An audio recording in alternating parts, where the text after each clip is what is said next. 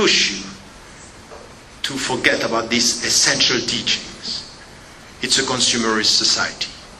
And many Muslims today are settling down and becoming consumerists. They just forget. And even Ramadan, they are transforming Ramadan into something which is a fashion. They eat much more during Ramadan than during the other months of the year. So something is lost in the whole process. So this is also something which has to do with justice, because it's a right for the poor people, and it's also a duty for every one of us. So if you come to this first part of this talk about human rights, you understand that here there is a very strong spiritual message. Very strong. About karamat al-insan, the dignity. And then the rights that should be protected for everyone. So the right to know means education. Education. And when you are in this world today and you know what is happening, even in Muslim majority countries, they are putting so much in weapons and so almost nothing in education. So we have the rates in Muslim majority countries where the dignity of human being to know and to get knowledge is not respected. So it's not only about dictatorship. Tell me the way you educate people, I will know the kind of society you are building. And in the Muslim majority countries, even when we have money, we push the people, repeat. Don't use your critical mind. Don't use your critical thinking. Just repeat what I'm saying. And sometimes in our mosques, in the United States of America, we do exactly the same. In schools, you question and you take and you give. In mosque, escot esma. Which is wrong. In mosque, I should be able to question, I should be able to take, I should be able to criticize. If the companions of the Prophet ﷺ were to go to him and ask him, is it coming from God? So, it's sam' wa ta'a. But if it's from you, I will question you, it might be wrong. So they were ready to question the Prophet ﷺ. But this is known as what? A shura is what?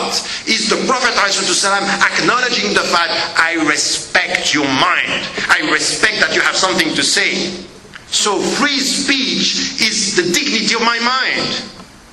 So if in a shura, I should be able to say to the Prophet ﷺ, I don't agree with you, it means that I have to protect this. In Muslim majority countries and here, in our communities and in our society. So when I come back to the Western countries and I find in schools that I'm able to speak, to take, to give, to criticize, I'm closer to the Islamic values than in some Muslim majority countries in their schools. You should know that. And we are not saying because it's coming from a Muslim mind is more Islamic. Sometimes there are things that are more Islamic coming from non-Muslim minds.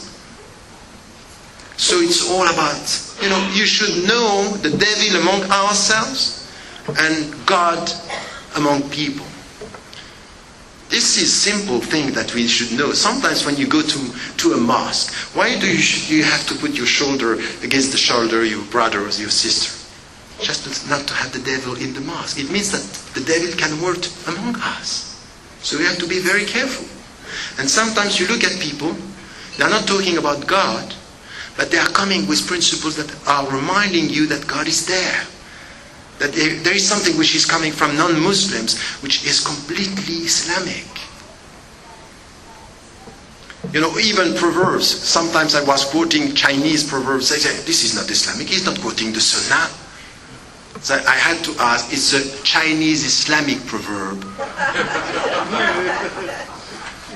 When the wise man is pointing out to the moon, the foolish guy is looking at the finger.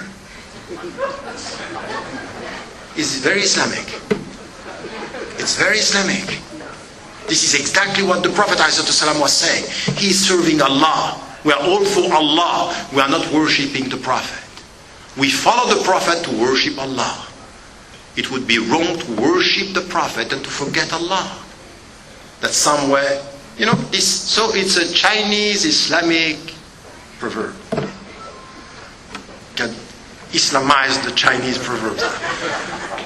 But the point is, our mind is problematic here. We have a problem with this. We are so on the defensive that we are not open to this.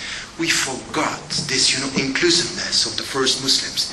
Anything which is good is mine. Al-hikmatu dallatul Muslim. This is hikam.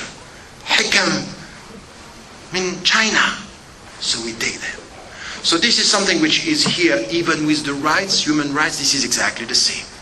When, for example, it is said no torture, this is us, no torture. There is no even, exception. When we heard that 73% of the Americans are accepting torture because we are at war with terror, say that's not acceptable. Torture is never acceptable. It's not acceptable in the United States of America, but when I was in Morocco, I was there and I said, look, please, in the name of Islam, in the name of our dignity, never accept to get some prisoners and to torture them on behalf of the Americans. Don't do that. Because this is something which is a shame. Some Muslim majority countries torturing people. In my country, because I had a Swiss passport once, I was banned. I'm banned from my country for the last 15 years. I cannot go. So with what I'm saying tonight, I'm not going to go very soon. Anyway, I was in Egypt, and they took me from the airport, and I was just put in jail for one night, and one was going to slap me. He came to me and said, no, he's a foreigner. You know what protected me? My Swiss passport. Because they cannot beat me, they took me in a room and they beat an Egyptian just to show me how they treat the Egyptian. I went from there and said, I will never, never, never keep quiet. You just gave me the power and the strength to carry on speaking about what you are doing. It's a shame. It's a shame. So, by being self-critical in that way, I think it's the only way for us to move on, to improve our situation. By, once again, what I'm saying here is the starting point is this spiritual dimension. لَقَدْ كَرَّمْنَا بَنِي آدَمَ. Education and home, and to give the people what they need to survive. Let us start with the priority when it comes to human beings and human rights. Because very often we speak about our situation, that's fine. But millions, billions of human beings today, they don't have the minimum. Just to see the rights being protected.